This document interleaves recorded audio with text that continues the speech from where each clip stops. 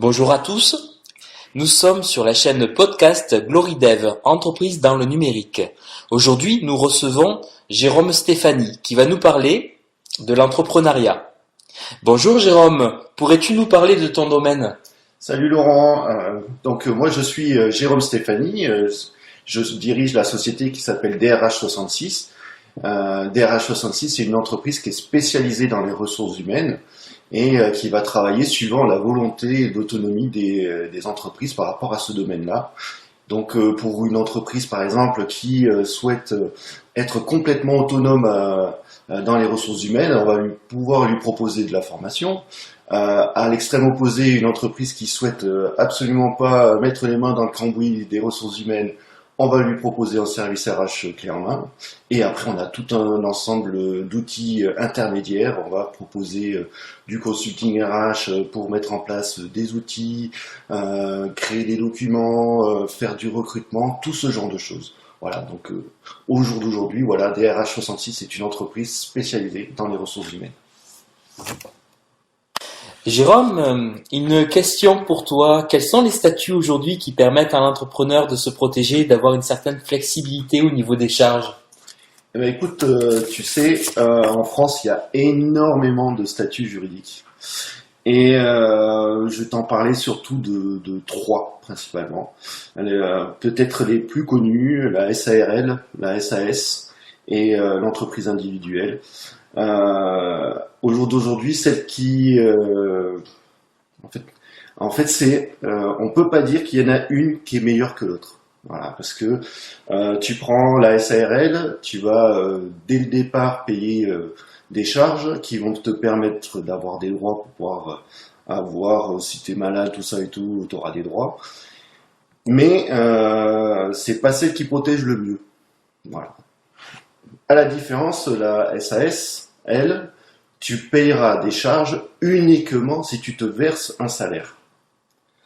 Mais par contre, les charges seront beaucoup plus élevées au moment où tu vas payer que celles de la SARL, mais elles vont mieux te protéger au point de vue maladie et te préparer à la retraite puisque tu vas pouvoir avoir des droits à retraite plus conséquents que en SARL. Et ensuite, tu as celle que les gens connaissent, mais pas forcément très bien, c'est l'entreprise individuelle, puisque l'entreprise individuelle, tu peux choisir aussi ton régime fiscal qui, lui, va dire comment tu vas payer tes taxes et tes impôts. Et dedans, tu as l'entreprise au réel, c'est-à-dire celle où tu vas pouvoir déduire toutes tes charges que tu auras eues professionnellement, et celle qui s'appelle la micro-entreprise, et c'est celle que tout le monde connaît sous le nom de l'auto-entrepreneur. En fait, c'est le statut juridique de l'entreprise individuelle avec le régime fiscal de la micro-entreprise, et c'est ça l'auto-entreprise. Et ben, l'auto-entreprise, c'est un peu comme la SAS, c'est-à-dire que tu vas payer des charges uniquement si tu as de la rentrée d'argent. D'accord? Donc de la trésorerie. La différence entre tout ça, c'est que en fait, il va falloir que tu jauges par rapport à ta situation personnelle, ta situation, donc ta vie privée, ce que tu veux faire. Est-ce que tu veux rester toujours tout seul? Est-ce que tu veux être à plusieurs? Tout ce genre de choses. Et ben, c'est à ce moment-là qu'il va falloir faire des choix. Et donc, il n'y a pas de statut juridique idéal de nos jours. Donc en fait, ça dépend des stratégies que tu auras. Si je peux te donner un exemple, moi, quand j'ai démarré mon entreprise, j'étais en même temps au Pôle emploi, donc je touchais du Pôle emploi, et donc pour pouvoir avoir de la trésorerie pour mon entreprise, j'ai fait le choix de la SAS, enfin la SASU exactement, c'est la SAS avec un U pour unipersonnel parce que je suis tout seul, d'accord. Et donc, comme je ne me verse pas de salaire, le Pôle emploi me verse mon indemnité à taux plein. Si j'avais fait le choix de faire l'auto-entreprise, tous les mois, je devrais déclarer le chiffre d'affaires que que j'ai à Pôle emploi, et Pôle emploi déduirait de mes indemnités mon chiffre d'affaires. Donc voilà, donc j'ai fait un choix stratégique à ce moment-là. Mais après, rien n'est figé.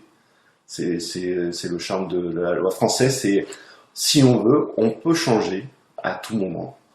Mais par contre, c'est des démarches administratives, des fois c'est lourd, c'est long, c'est coûteux.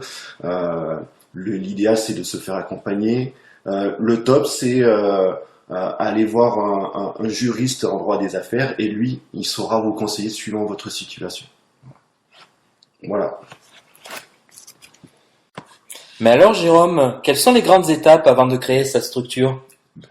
Déjà, la première étape, avant même de vouloir créer, c'est de se connaître soi-même, parce que il faut avoir l'envie de créer une entreprise. Tout le monde n'a pas envie de créer une entreprise. Il y en a qui veulent rester salariés toute leur vie. S'ils ont envie de rester salariés, qu'ils y restent. Voilà. Après, celui qui a envie de créer, à ce moment-là, eh ben, il va devoir, je pense, la première étape, c'est connaître un métier. Parce que je pense pas, enfin il y en a peut-être qui le font, mais en tout cas, se lancer dans une entreprise et pas connaître le métier de l'entreprise qu'on va créer, je pense qu'il va se créer des difficultés dès le départ, qui vont être supplémentaires à tout ce qu'il y a derrière le métier de chef d'entreprise. Et ensuite, une fois qu'on a ce métier, qu'on a envie de faire ce truc-là, c'est de faire ce qu'on appelle la fameuse étude de marché. C'est-à-dire déjà commencer à en parler autour de soi, dans sa famille, dans son cercle d'amis, ce genre de choses, pour avoir déjà un premier retour. Peut-être aller faire des recherches sur Internet, voir est-ce que ce métier il existe, est-ce qu'il n'existe pas, est-ce que je suis dans la réalité, en dehors de la réalité, tout ce genre de choses. C'est aller rencontrer et discuter avec d'autres entrepreneurs. Il existe un million d'endroits où on peut discuter avec des chefs d'entreprise. On peut aller, je sais pas moi, à la CCI, ce genre de choses, dans des clubs d'entreprise. Et même si on n'est pas encore entrepreneur, donc du coup, ça permet de voir, de discuter avec eux, voir s'il y a un marché, voir si j'ai les compétences pour accéder à ce marché. Et derrière, après, à ce moment-là, moi je dis, on va commencer à chercher son premier client avant de faire les démarches administratives. Pourquoi ? Parce que suivant le statut juridique dont on a parlé tout à l'heure, vous allez peut-être devoir payer des charges tout de suite alors que vous n'avez même pas de client.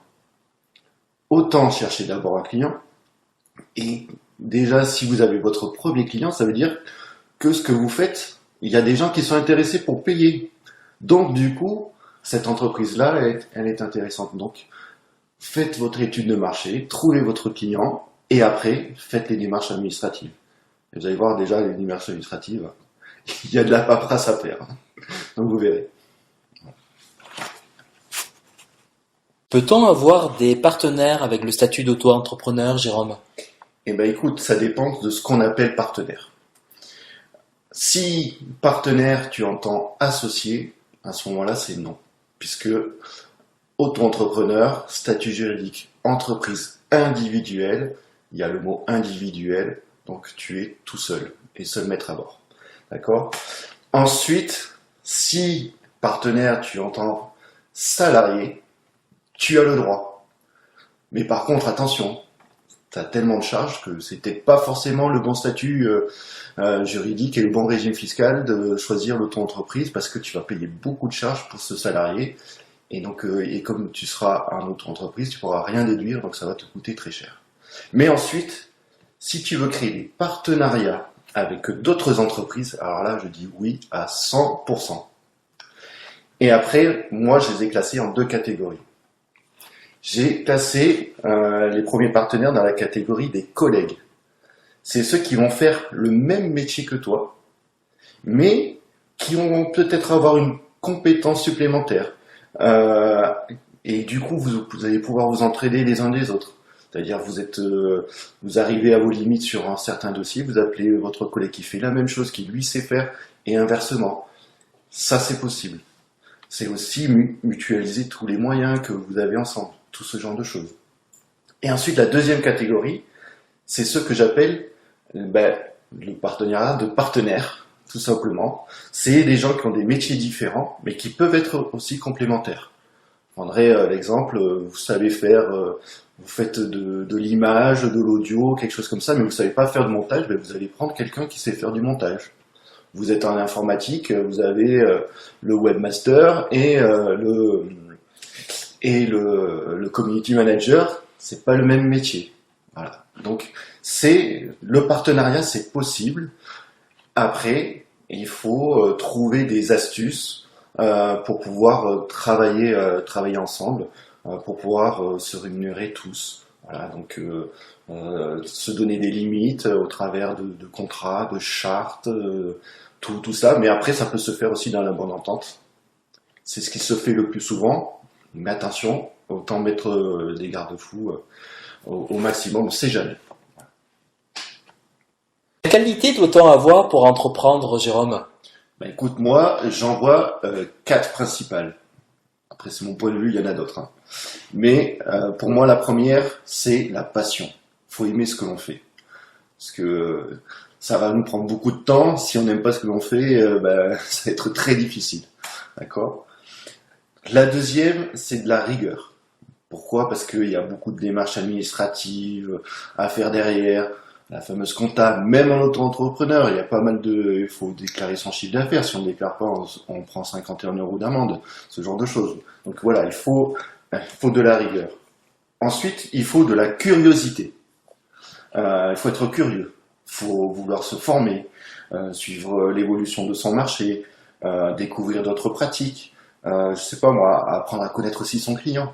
Parce que peut-être lui proposer un service différent, voilà, ce genre de choses. Et la quatrième, qui est peut-être la plus importante, c'est la persévérance.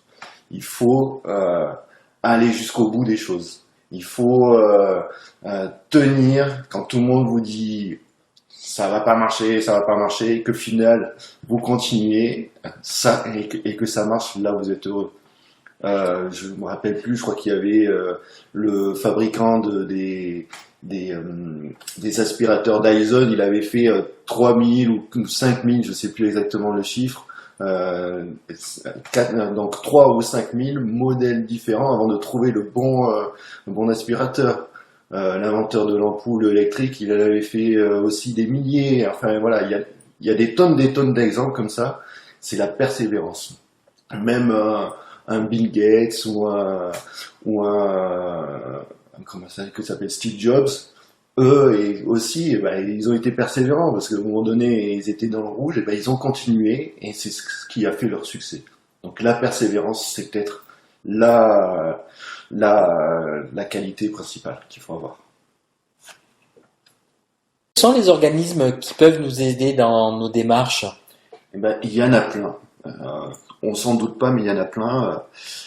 Tu as déjà Pôle emploi, pour ceux qui sont au Pôle emploi, ils ont un petit atelier découverte du monde de l'entreprise pour découvrir un petit peu ce que l'on veut faire. Mais après, t'en as d'autres.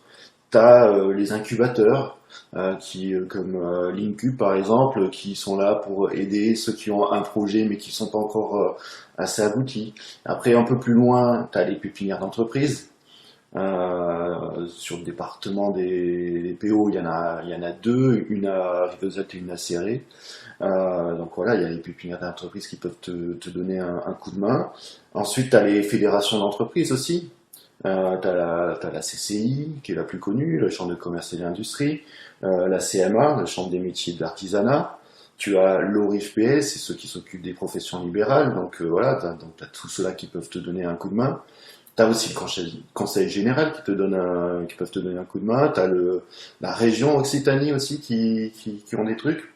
Et après, t'as des associations aussi et des entreprises qui sont spécialisées dans ces domaines-là. Tu as une association qui s'appelle par exemple l'UPE 66, qui a un parcours d'accompagnement aux créateurs d'entreprises. Et une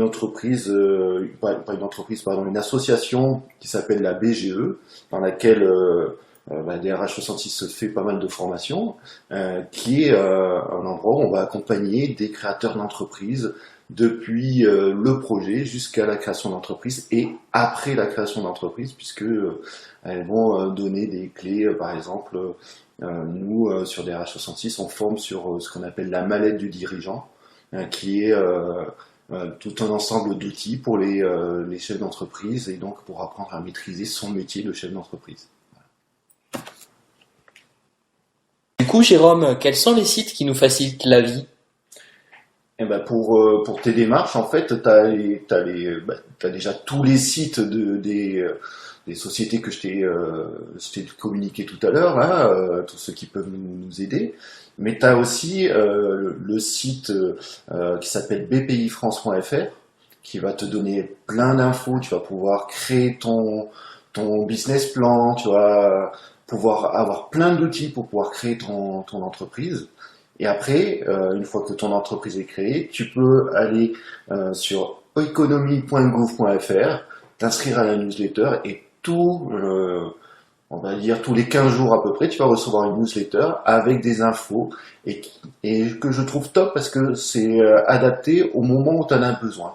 C'est-à-dire que ils vont te parler, je sais pas, de la cotisation foncière des entreprises au moment où il va falloir faire la déclaration de la cotisation foncière des entreprises.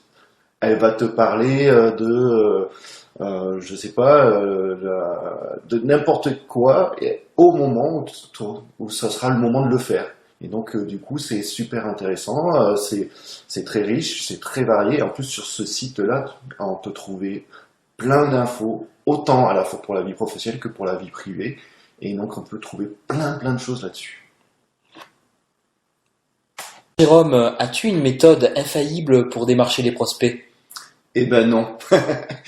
Je te prends au contre-pied. Non, je n'ai pas de méthode infaillible. Parce que on a autant les commerciaux purs et durs qui, eux, vont faire du démarchage direct, faire du porte-à-porte, du phoning, du mailing, du je sais pas quoi par la boîte aux lettres. Enfin voilà, ils vont passer par des méthodes directes. Ça, c'est pas mon truc. Après, bon, voilà, chacun doit trouver son outil adapté. Moi, je suis plutôt le genre petit poussé, c'est-à-dire je sème des graines un petit peu partout.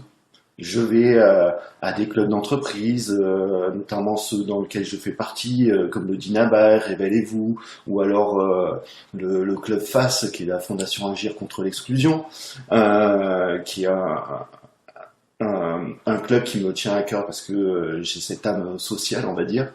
Mais après, je vais aussi, lorsqu'il y a des regroupements locaux, quand il y a la fête des voisins, j'ai toujours des cartes de visite sur moi. J'ai découvert qu'un voisin était chef d'entreprise, hop, je lui ai glissé ma carte. Lorsqu'il y a n'importe quel événement, j'y vais et j'ai toujours sur moi des cartes de visite. J'en ai dans la voiture, j'en ai partout. J'en ai même mis dans le portefeuille de ma femme pour vous dire. Donc je fais partout. Je sponsorise une équipe du rallye Aïcha des Gazelles. Je sponsorise aussi le club de rugby de mon fils. Voilà, c'est tout un ensemble de choses. Après, j'essaie de communiquer sur les différents réseaux sociaux. J'ai un site internet, voilà, j'utilise Facebook, Instagram, LinkedIn, voilà, tous ces trucs-là. Et donc, une méthode, non, il n'y en a pas. Enfin, moi, j'en ai pas, en tout cas. Quels sont les logiciels qui peuvent être utiles à l'entrepreneur, du coup? Eh ben, des logiciels, tu as déjà le pack office, hein, tout simplement, le fameux tableur, le fameux traitement de texte qu'il faut avoir pour écrire tes lettres, pour faire tes chiffres, tout ça. Mais après, il y en a certains qui sont devenus obligatoires depuis le 1er janvier 2020.